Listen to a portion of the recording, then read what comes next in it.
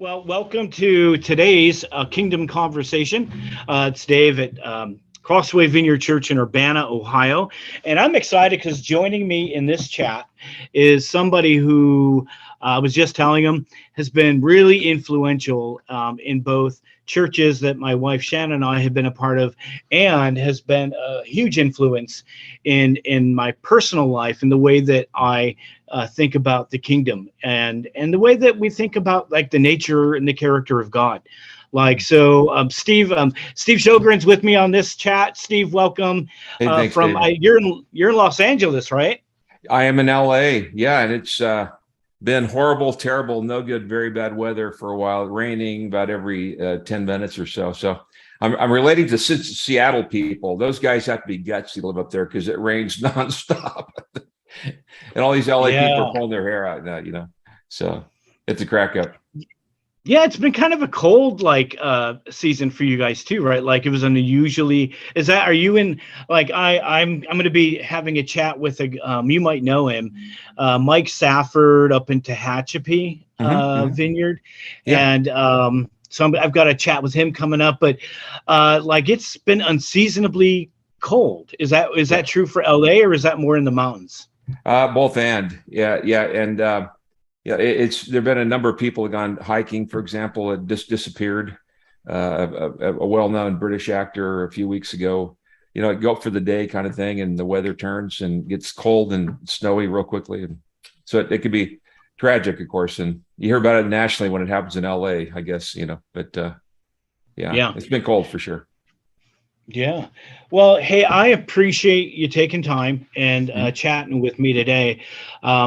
Just for folks that are connecting, what I alluded to a few moments ago was the influence that you've had on my spiritual journey and churches that we've been a part of, and just to kind of gives folks some context for that.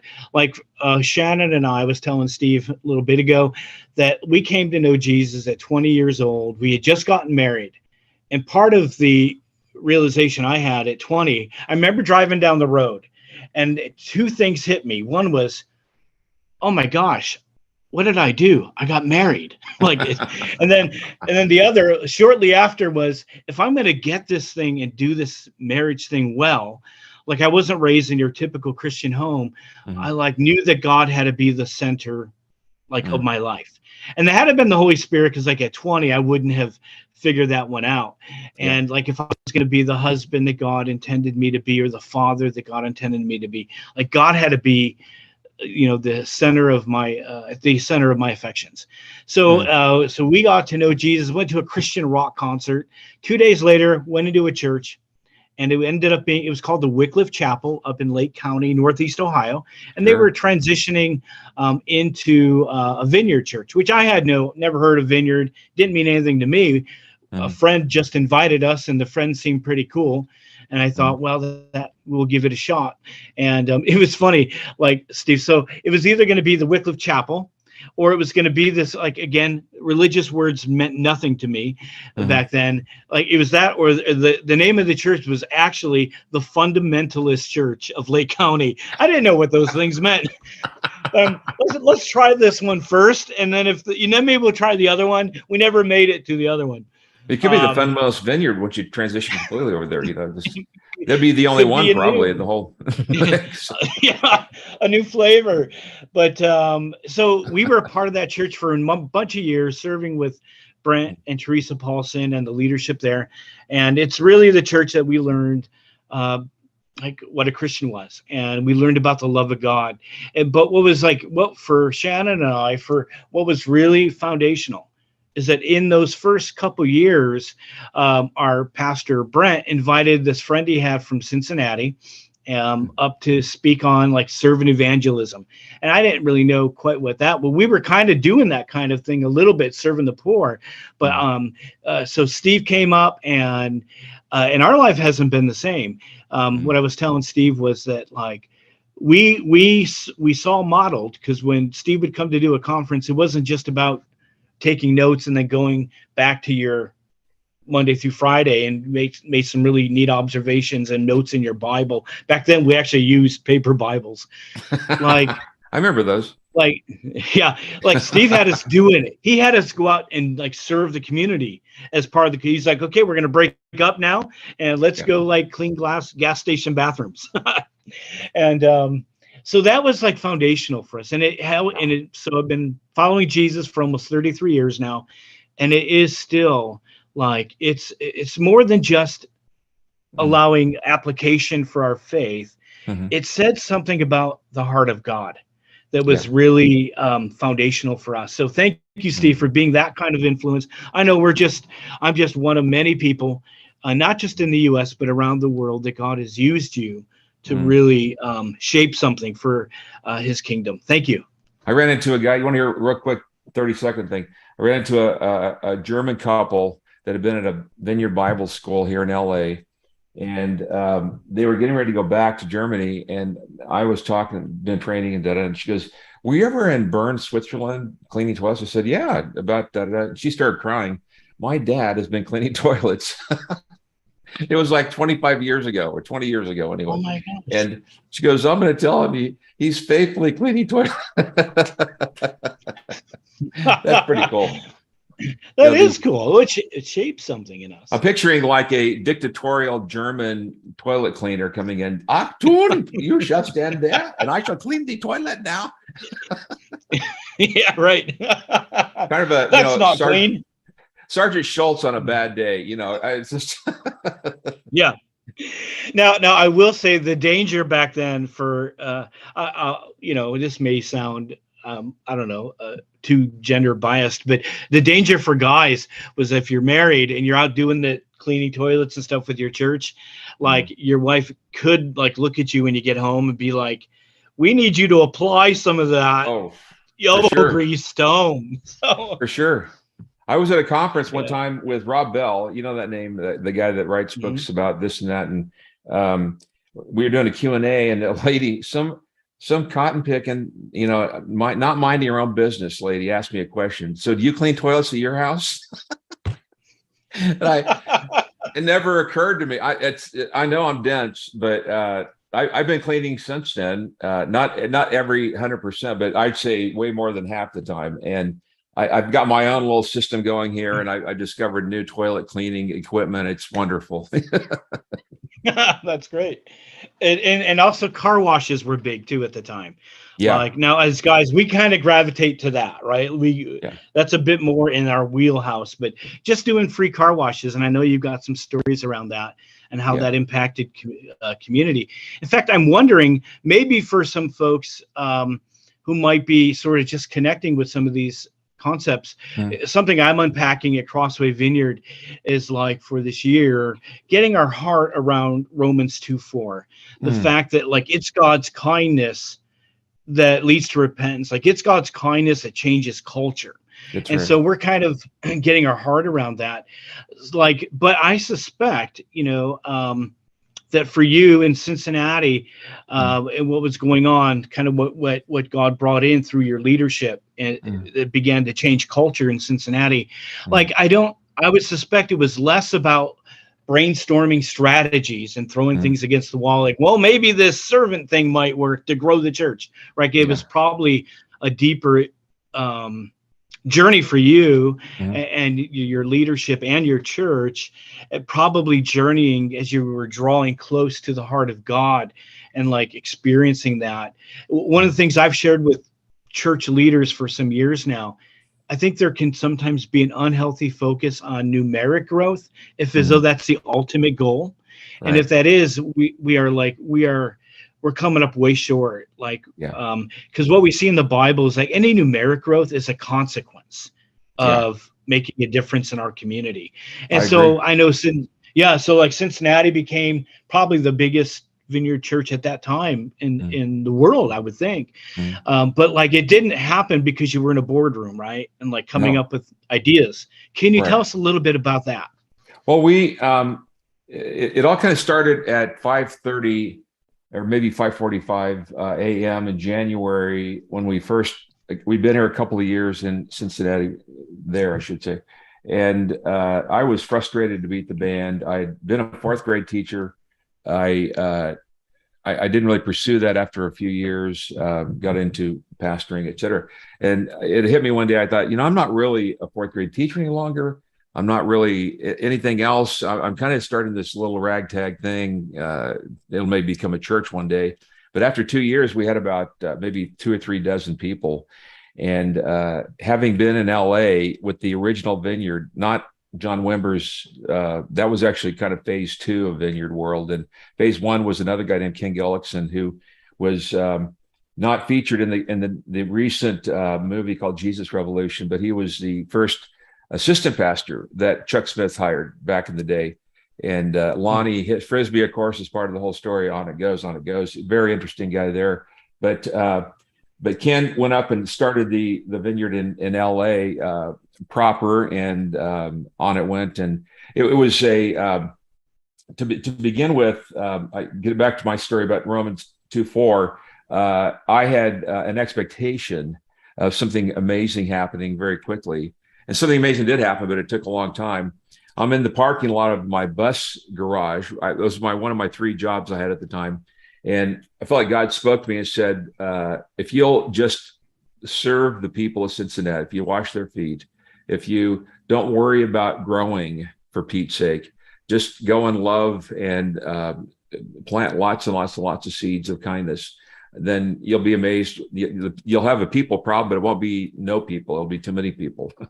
And so began, as you said, the car wash was our first project, and we had signs, free car wash, no kidding, no donations accepted, So you get curiosity seekers coming in, and pretty soon we had to change it to the dollar car wash because cheerleaders ruined it for everybody. They free for a donation. So we began to give people $1 for the privilege of washing their car. And talk about getting engaged emotionally. I'd say about a third of the people start to get emotional. Like, really? Why would you do that? We just think Jesus would be washing cars today if you were in town.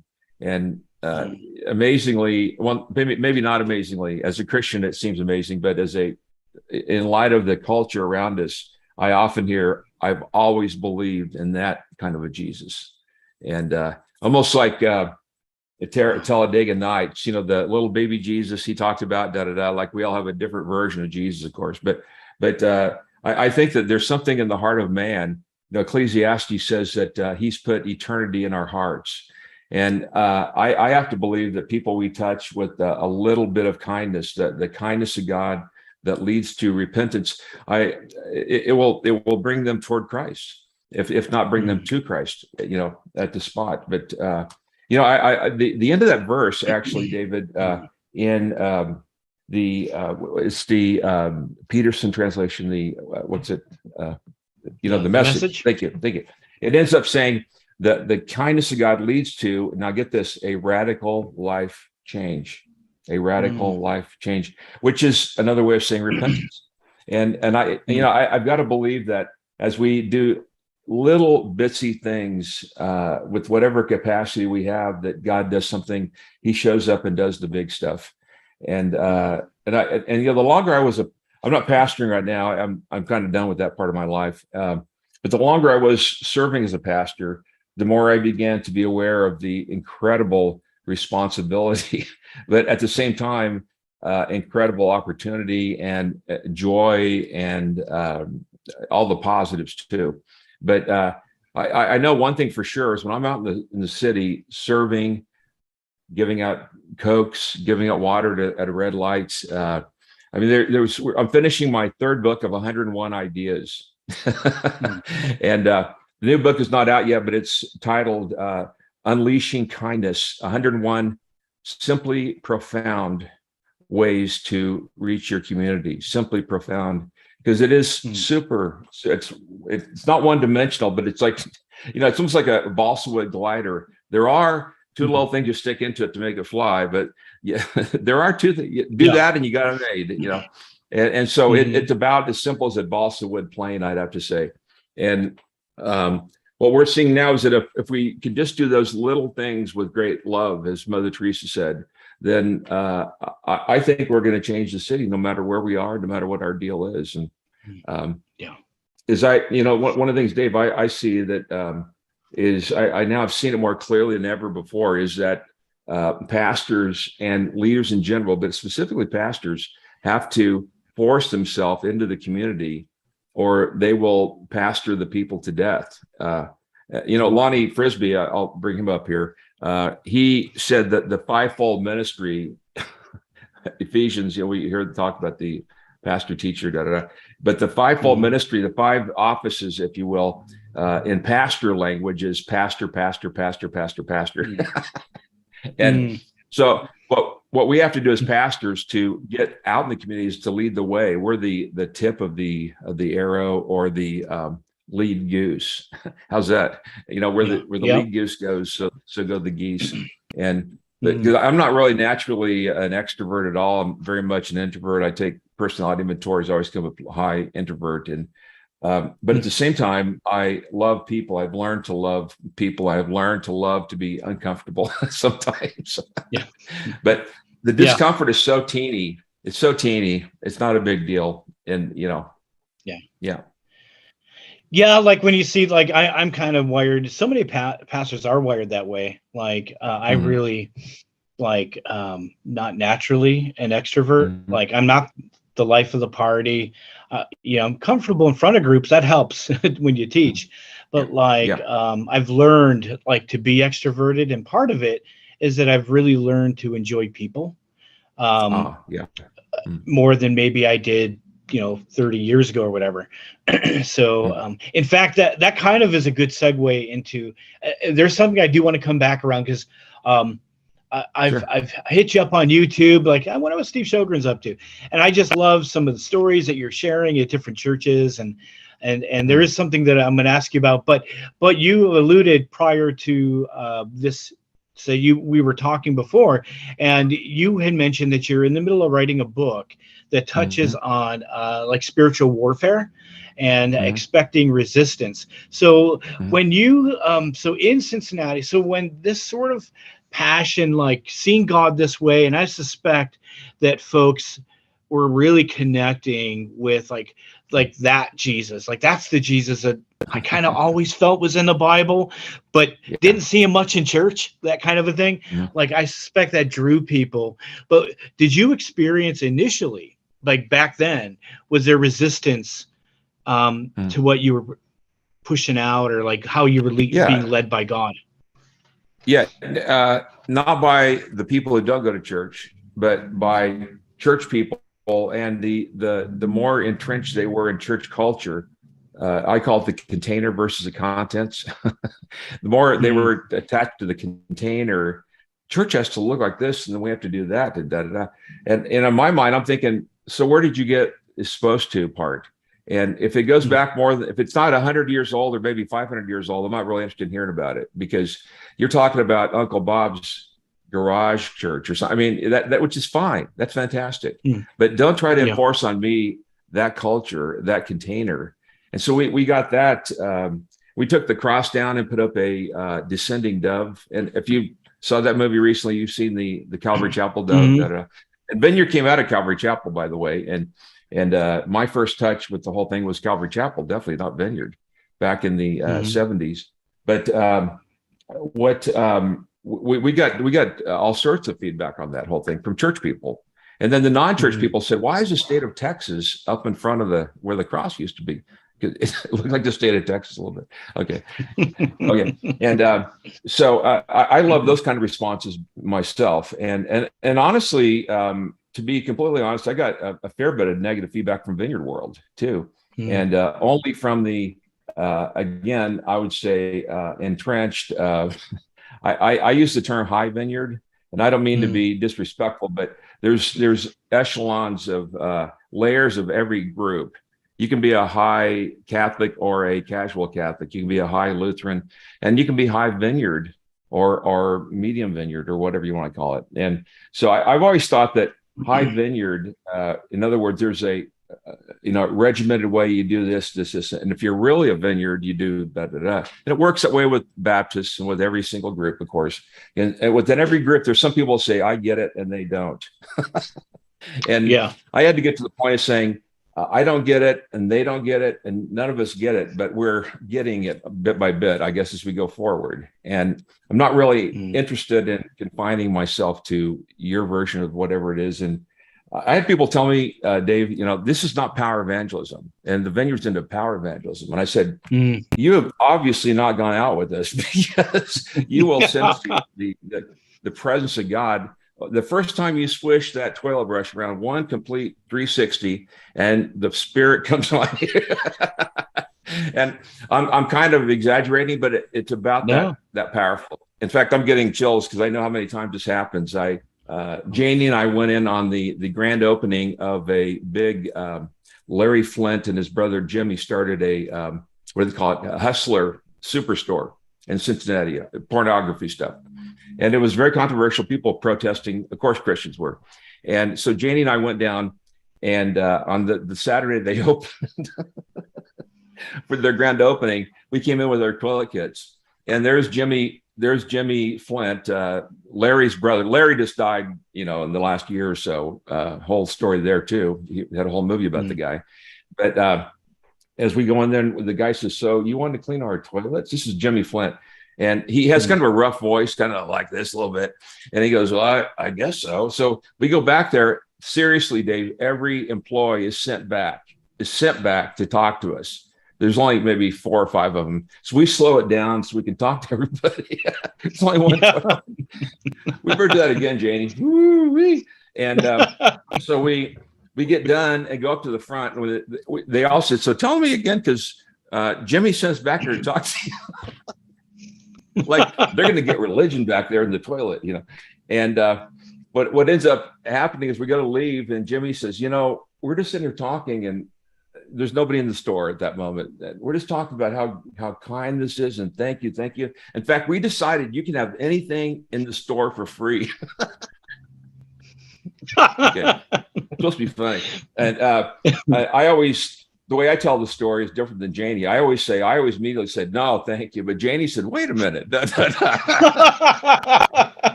I'm just giving Janie a hard time. But a year later, get this, Dave, there's more to it. I was in New Zealand speaking at a conference. I'm coming back on the plane with my sidekick, Steve, another Steve.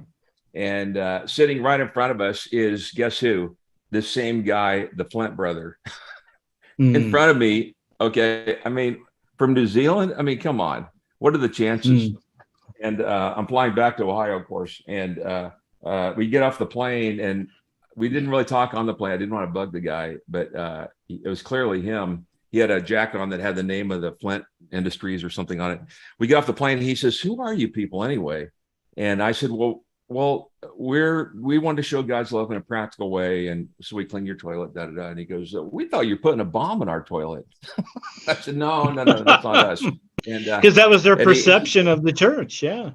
Exactly. And then he says, "But who are you?" And it just hit me at the moment. He asked it a second time. I said, "We're the ones that don't hate you." And he gets, no kidding, a masculine tear over here, and he says, "I didn't think there's anybody like that in town." Is that fun or what? I mean, that's what you call an avocado seed. That's not a little mustard seed. That's a biggie, and yeah, I haven't followed up with them since then, but I have a feeling we're going to cross paths again for sure. Jimmy. That's so powerful. And yeah, so what it does, and I hear what you're saying, what you were alluding to a little bit earlier, like it's, and you know him better than I would, but in the early days of the Vineyard, late 80s or whatever, into the early 90s, John Wimber was kind of known for running in one direction, and all of a sudden, he's going in another direction. And I don't know how much of that was personality or God calling him. I don't know, but so then people would, even in Wycliffe, and then actually I was served. I think Rick Evans. He was on the other side of Cleveland, And I was an associate pastor in that church for a while. I actually think he wrote a foreword in one of his books, I think. But like, so people would come in and maybe they were attracted to a particular flavor that they thought of, this is what the church or vineyard should look like. And if it wasn't like up to their standard or the flavor that they were drawn to, like it was a judgmental thing.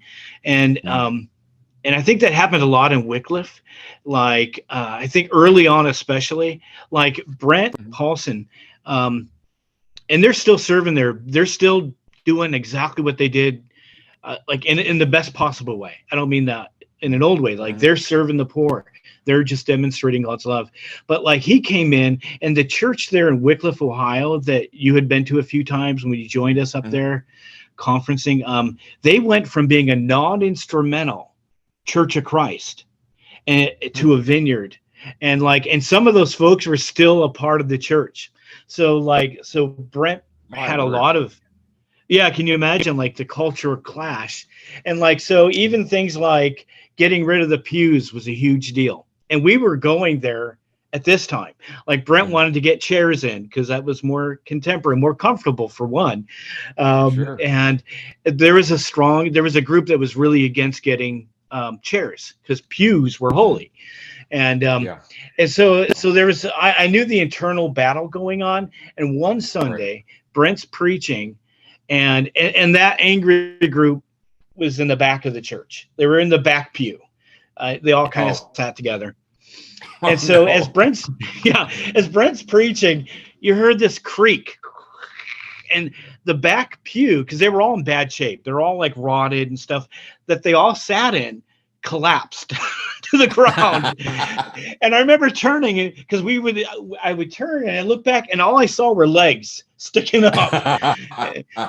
And shortly after that, the chair campaign went further.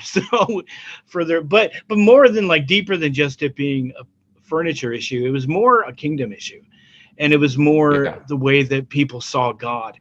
And maybe in some ways the pews represented hanging on to something that wasn't necessarily biblical, and but afraid of losing it. Like they were afraid of losing me. So so there, I think there was some spiritual warfare in that regard too, even especially within the church. That's where it usually happens.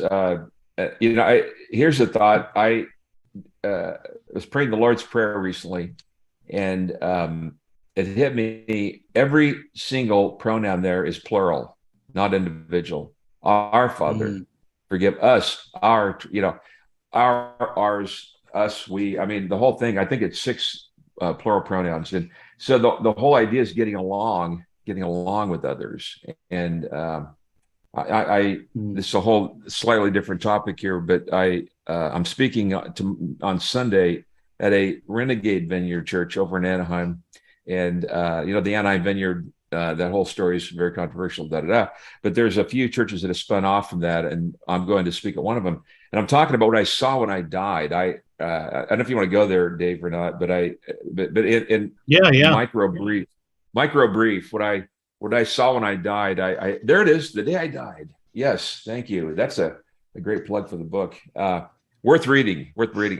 I've written a number of books, but the 2 that at the top of the list I recommend are The Day I Died, and then a book on outreach, Conspiracy of Kindness. But as in the course of things, what I saw was, I'm jumping way ahead in my own story, was the voice of God speaking through people, but a whole an unbelievable, uncountable number of faces that look like a sunflower.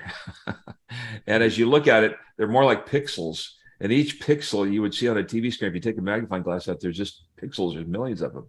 And as you look at it, you realize, there's a little pixel there. And there's a little Dave Welker there. And then there's Steve, and there's Janie, almost like Miss Whatever on Romper Room, and I can see Steve.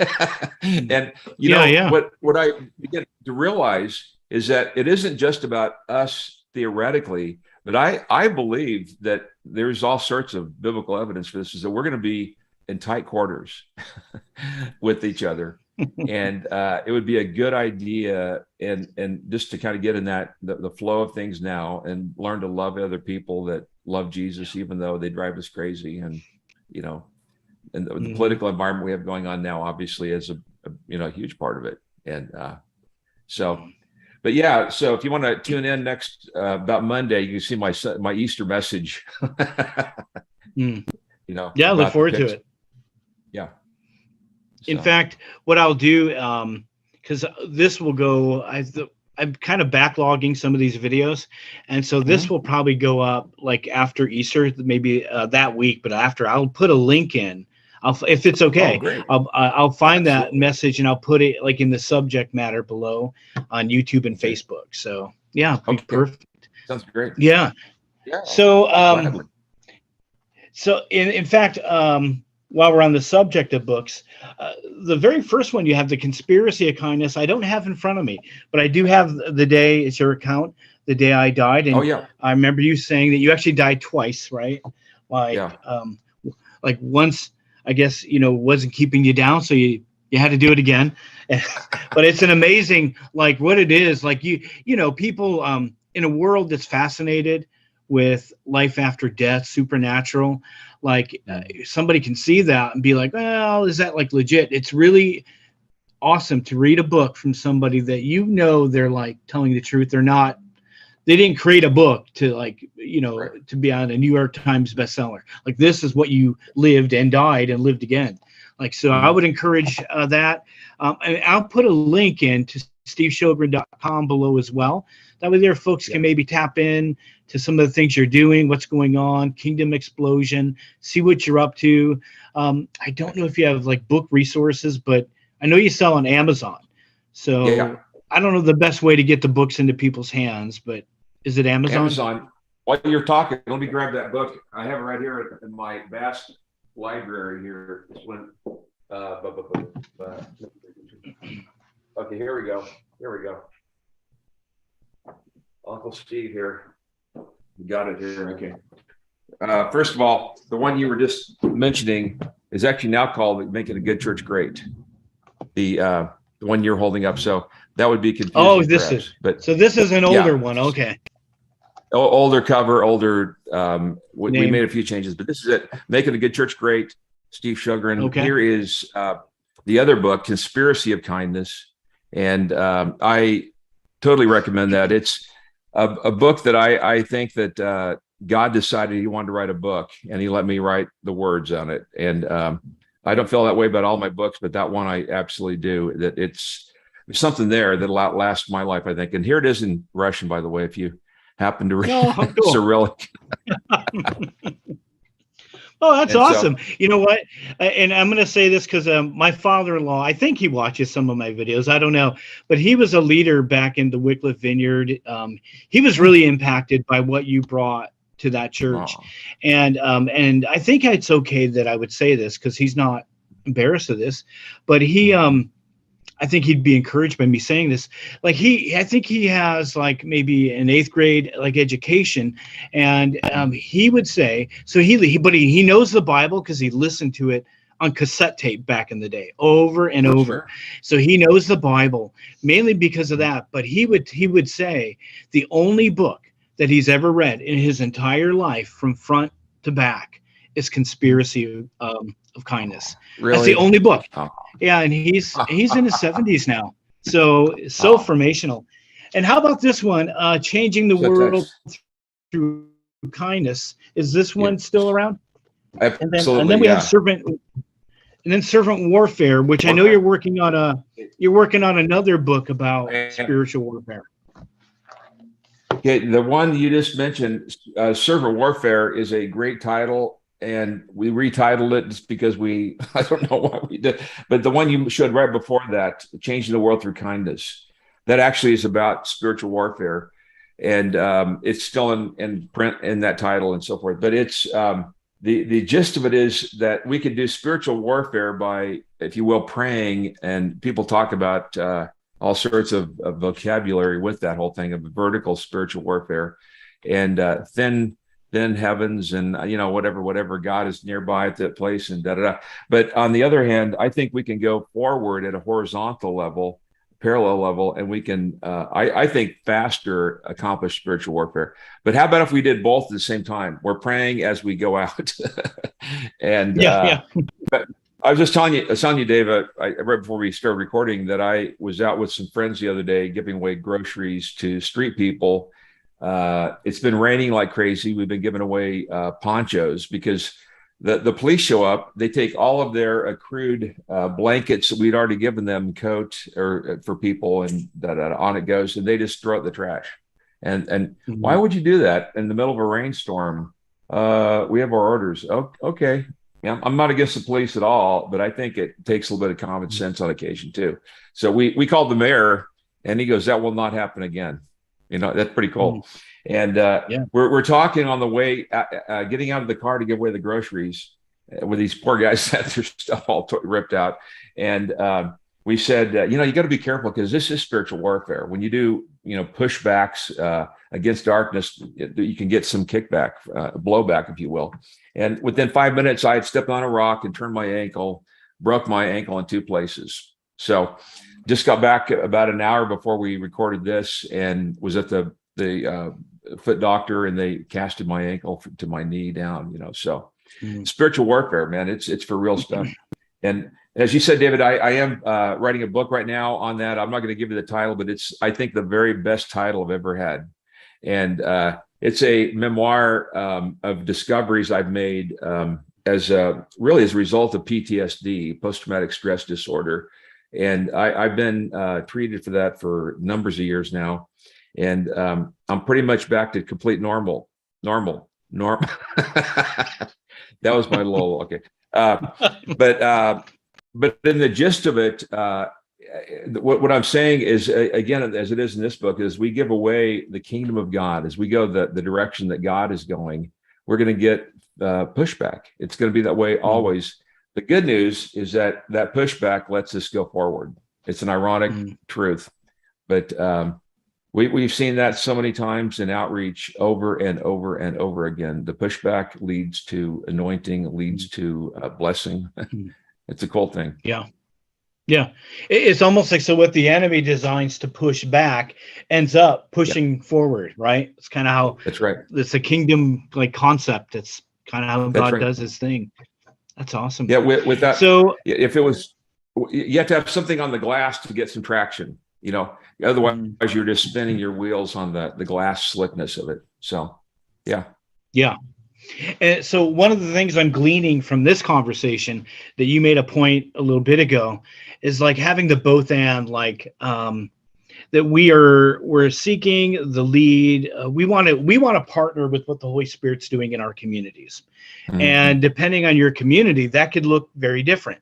Like, we don't want to presume, we don't want to like force our agenda that we believe to be God, but rather let's discern what the Holy Spirit's already doing and partner with him in the working in people's lives. And the only way that not the only, but I think one of the main ways, we can't do that if we're not involved in people's lives. Right. Like, we've got to be out talking to people and dialoguing with people. Otherwise, I think we're just kind of getting our own agenda out there. And I think it's frustrating. It's ineffective. When we were in Minnesota, serving at a vineyard church in a town called Mankato, which is if folks are a fan of Little House on the Prairie, it wasn't far from Walnut Grove, and the big town they would go to would be Mankato. So so we lived there for 5.5 years, and it was a college town, and there was a coffee shop called the Fill-In Station. I tend to like those like off the beat, less franchise coffee places. The private, I think you get, I think there's a different type of person that hangs out there, and they had really good coffee. But one of the baristas was a transgender. It was a guy who I just gotten to know I ended up being intentional about going there because we just connected, and I kind of sensed that God was wanting to do something in this person's life. And so I'd go in, built a relationship. Eventually, my cover was blown as being a pastor in town, but by then we had already had this connection. and like dialogue about life. Like he would tell me things that he did over the week, and his niece's birthday, and it must have been like we connected at a level. And in that, like God gave me like heart for this person. Now so what ended up happening. I had a meeting with a church leader. We ended up going to a different place rather than the filling station for breakfast. And we're sitting there, and who walks into this little diner but that barista and a couple of his friends. And they sat at a table. I wasn't sure if he'd recognize me outside the element, but I said to the leader I was with, his name was Cody. I said, Cody, before we go, let's go say hi to him. And so and went over to his table, and I said, hey, I don't know if you remember, I'm Dave. I visit you there. He's like, oh, of course I do. And I said, I just want you to know that like you're so kind that when I come to your coffee house, like you're so kind and relational that it really impacts the rest of my day. I just want you to know that. And that was the last thing he expected probably out of a pastor's mouth. I learned about his hardship in the church, and he was jaded and all that. And he first didn't say anything. He couldn't talk. And then he said, like in a scratchy voice, he said, thank you. He didn't have anything else to say. But our talks about like real life and God, like went to a deeper level after that. Yeah. And it's just like, it's called what I call digging for the gold, partnering with what God is doing in the community. But we've got to be in the community to be doing it. Right. Yeah. Yeah. I'm going to hand the ball off to you because I think I'm talking too much here. But one of the things you said in Wycliffe Vineyard, and I know it's it's not something I heard on a podcast with you. I remember you saying it in the church. You talked about how at the time in the Vineyard, we were like really big on big gatherings and prophetic gatherings and like praying, healing, like all these things that were really exciting and expressions of the kingdom. And you told a story about how you had been a part of a gathering, and like everybody, it was charged atmosphere, and the people like marched around the church and made the declarations and all these things and all these spiritual things. We're going to take over the city for God. And then after the service, everybody went to Friendly's and had a Fruity Fribble. I remember you saying Friendly's and Fruity Fribble. Like there was where did it go from there? Right. Yeah. So I like that but in order to be a part of what God's doing, we've got to be a part of people's lives. Absolutely. And here's a thought. I think it happens better and easier and more naturally when we do it together with people. And so, in fact, I was just talking to these folks we've been going out and giving away groceries with. And I said, most people are not on their own going to do this because it's just too much of a jump. And I wouldn't have done it on my own if it hadn't been for me being so frustrated and ready to hang up my spurs, at the door. But I began to see that if I go with another person and do an outreach of some sort, here's another way to put it, an excuse to connect with somebody, an excuse. I was just by today, I didn't go in, but it's a friend of mine actually is a regional manager for Big Lots stores. And those are everywhere, I think, now. And we've gone into Big Lots before and just said, we're going to spend $20 and figure out a kind of an experiment to see how much can we buy of cool stuff to give away. Okay. And because you can look at it and go, oh, I could do da-da-da with that. Or, da-da-da would do with that, da-da-da. There's a line by Robert Schuller. Not everybody remembers Robert Schuller, perhaps, but he was a major, before Joel Osteen, he was the Sunday morning guy and had a church here in LA called the Crystal Cathedral. But he had so many amazing things to say about how to start from scratch. And he said, see a need and meet it, find a hurt and heal it. It didn't get any simpler than that. See a need and meet it, find a hurt and heal it. And I can't do that by myself most of the time. But if I get Janie to go with me, if I get Dave Welker to go with me, I mean, we may get arrested. We're having so much fun because in Ohio, there's a lot of things that are illegal that are fun. That might be more true for Cincinnati, actually. There's been so many controversial national stories in Cincinnati. The lady who had been to our church who fed parking meters, you might have heard that story some years ago. She got arrested and made national news. And I mean, it's just funny, who knew that it was illegal to feed a parking meter in Cincinnati? I remember seeing it on the news where I'm sitting at my in-laws and like the story comes on in Cincinnati and it caught our eye right away. Like people are doing something kind. And then I'm like, wait a minute, that's Steve Sjogren. That's the Cincinnati Vineyard. Wait, just a cotton picking minute. Hold your horses. Yeah. You hit the rev. They were losing revenue because they couldn't create citations. So it's just crazy. Man. The line became famous among ourselves anyway. It's so much fun. It's almost illegal in Cincinnati.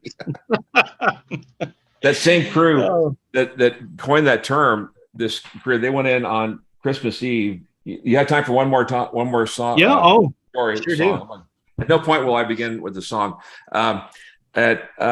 We give out donuts on Christmas Eve to people to give away as part of their Christmas Eve celebration. Go to places that have to work, that require to work, filling stations, restaurants here and there, gas stations, AA centers, hospitals, So we literally, because you got a lot of people coming on Christmas Eve, give away hundreds of dozens of donuts, and they're Krispy Kreme, so they're pretty good donuts. And on it goes. You have to order them a week in advance so they can crank them out there at the last minute.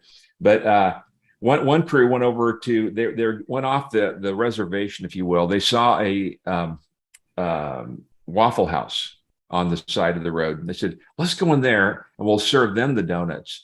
The people in there, we'll serve the employees. This is before Waffle House started becoming famous for breaking up fights and chairs flying across the thing. And the lady does that, the chair goes flying. And man, she's a tough broad. I mean, you don't want to mess with her. I tell you what. No, you don't. Anyway, they go in, and one guy goes back and starts washing the dishes. Other people clear the tables. The dishwasher guy goes, "Who are you?" And he goes, "Oh, we're from the Vineyard, and we're here to show you God's love. Take a break." The guy goes, "Okay." He's out in the parking lot smoking a cigarette when the manager comes back. And so the manager comes back and goes, "What's going on?" "Well, Bill's smoking in the parking lot. These other guys are cleaning the tables." "Well, where's everybody?" Anyway, he says, "Yeah, it's Christmas Eve. Go for it." So we're having this all go on. It's great fun. And then somebody goes, "Let's get out some money and play music on the jukebox." And so he puts in a bunch of dollar bills. They play strictly Motown music. And, there's, like it or not, Motown music is always positive in my, experience. It's always uplifting in the end of the song. And they said, "We're going to make everybody here dance on Christmas Eve."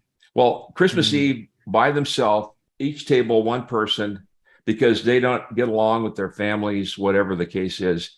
So they're sitting there eating like this and, kind of like they're in trouble. And people are applauding, "Hey, you got to dance with us." "I can't dance. I'm depressed. It's Christmas." So they're making them get up, and they're, "Okay, if you insist, I'll do my elbow. That's all I can do is my elbow dance, whatever." Anyway, so it goes on, and the whole place is dancing. It goes on for 45 minutes, the whole thing. They leave. About 2 weeks later, I get a call. "Hello, there's a psychiatrist wants to talk to you." I go, "Not again." No. But this time I talked to the guy, and he goes, "Hi, my name's Dr. Two of my patients that didn't even know each other happened to be at the Waffle House that night. They didn't even know each other. And they both have reported how encouraging that was. It was the highlight of the last, number of Christmases. And I've been so encouraged. I lowered their dosage of antidepressants because they're that encouraged." And he got a little emotional. I go, "I just want to call to thank you." And I thought I was in trouble. And I'm getting chills, because like, does our insurance policy cover this? Right? Like this lawsuit that's that's awesome. Man. Yeah. Huh. So, you make deposits. And when you go to make a withdrawal, there's something there. Yeah. And I think the church very often we're trying to make a withdrawal and we've made zero deposits. In fact, we owe money. It's like in St. Vincent, if you've seen that movie with Bill Murray, he goes in to withdraw all of his money out of his account. He thinks that he goes, "How much is it?" $257. "Oh man, that all?" She goes, "No, you don't understand. This is zero. Here's $257. You owe us $257. Oh man. You have to get back up to zero, and then you can go above Yeah, that. And you that know, is. it's a great movie. It's worth watching. But I think that we've got to be the people who are willing to, look silly sometimes. Be generous all the time. Uh, Yeah. Love and accept and Yeah. hug, even though we don't agree necessarily. And as Yeah. Rick Warren says, acceptance does not mean approval, and I agree with that necessarily. That we don't Mm. have to be on the same page with everybody, but we can accept them for Mhm. Pete's sake, because that's just what Jesus Yeah. does. And the reality is, if that is our understanding, if God looks like us, eats like us, smells like us, votes like us, we're probably worshiping a God of our own making, Yeah. like as opposed to like the God we find in the Bible and that Right. we experience. That is, Steve, you've given us a lot of gold. Mm. And so anyone who's like catching this, it'll be on Facebook, YouTube. I'd encourage you to share it. This is so encouraging. And in fact, if you've got stories like Steve's telling or ideas, like if you want to include in comments ways that your church is engaging the community, just different ideas, I'd encourage you to do that. Comment below. Our comments will be on so folks can read it. And there'll be a link to stevesjogren.com below, a link to where you can get his books. Be on the lookout for I'm looking forward to reading that next one. That sounds really, really good.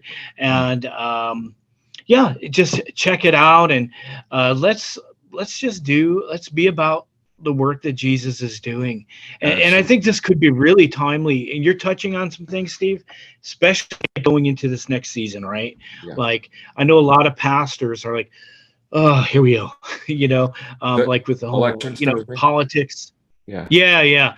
Like, but as a church, if we can like look at all of life, including our politics through a kingdom lens, Mhm. all of a sudden, like rather than being brought down by it, like we Mhm. can understand that God is about bringing change and about bringing Mhm. hope and about bringing life. And my encouragement will be my encouragement to our church at Crossway Vineyard, but for any of you guys that are connecting with this, Mhm. like be about that, be about what Jesus is doing in our communities. And you know what? It'll be messy along the way. Like if real life is happening and we're really in each other's lives, pews will be broken, and it'll be messy, but it'll be so life giving.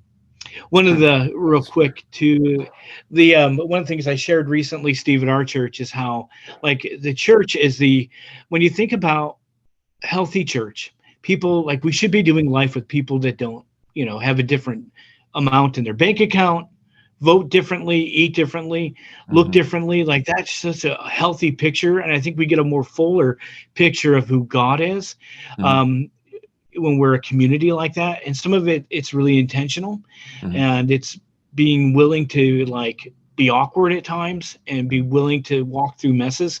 One of the churches, when we were part of the Rick Evans church up in Mhm. the Cleveland area, the West Side, I remember at one point, it was a healthy, like we were growing, we were really diverse socioeconomically, and one of the guys and one of our leaders, he was successful. He drove like the coolest, and I'm not a car person, but he drove the coolest black BMW Roadster. I mean, it was pretty sweet. Oh. And I would pull in and I would pull in next to him in my Chevy Lumina, and sometimes the door didn't really close all the Oh, I way, can see so I that would too. be driving. Yeah, I'd be like driving to church holding the door closed. But I Yeah. love the fact that my Lumina could be parked next to his Roadster. Sometimes you can tell a lot about the inside of a church by looking at the parking lot, Oh, and absolutely. I agree. it takes it being intentional. But Yep. so I guess you've given us a lot to just kind of think about and pray about and be encouraged. And if is there any if you were going to give us and I'm putting you on the spot a little bit because you've given us a ton, but Mhm. in ending this, is there, if you could say one thing to the local church, Mhm. like to end the conversation, Mhm. what would there be, like one thing we could land on?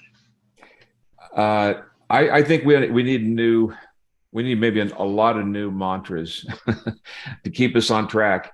But I think the one that we ought to really most seriously take into heart is ready, fire, aim. Ready, fire, aim. Because we are, as humans, but I think especially as Christians, because we love to think and study and conjure this and that. But my thinking is, if we just go to our own nature, it'll be ready, aim, ready, aim, ready, aim, ready, aim. We'll never get to pulling the trigger. And so ready, fire, aim. It kind of makes sense. It's biblical. Are you really ready? Well, God, here I am. Boom. It happens like that. You don't get a little gentle, very slow slope. It doesn't work that way. The slope is whoo. And so it almost always works that ready, fire, and then reflection at the end, or aim. Yeah. So I think it's worth grabbing onto. And I say, let's stop doing the ready, aim, ready, aim, ready, aim. We'll never be ready, So pull the trigger. Oh, that's so true, isn't it? Like that's foundationally true. We can get stuck in the aim, ready, aim, and we think that we've been successful. Yeah. And meanwhile, like we never pull a trigger. Right. I was just thinking about like how even in multiplying ministry and multiplying leaders, it's kind of like having a baby. If you're waiting for the perfect time to have a baby, you never have one. That's right. But so it's kind of like that too. That's awesome. Well, thanks, Steve. Hey, if you're ever, I know you're on the West Coast, but you travel a bunch, but if you're ever in Ohio in the Cincinnati area again, or wherever, I'll reach out. Maybe we can get coffee sometime.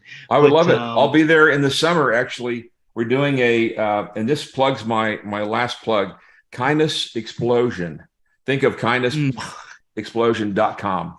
kindnessexplosion.com. We're doing these around the country. We have 3 different teams now, West Coast, East Coast, and Texas.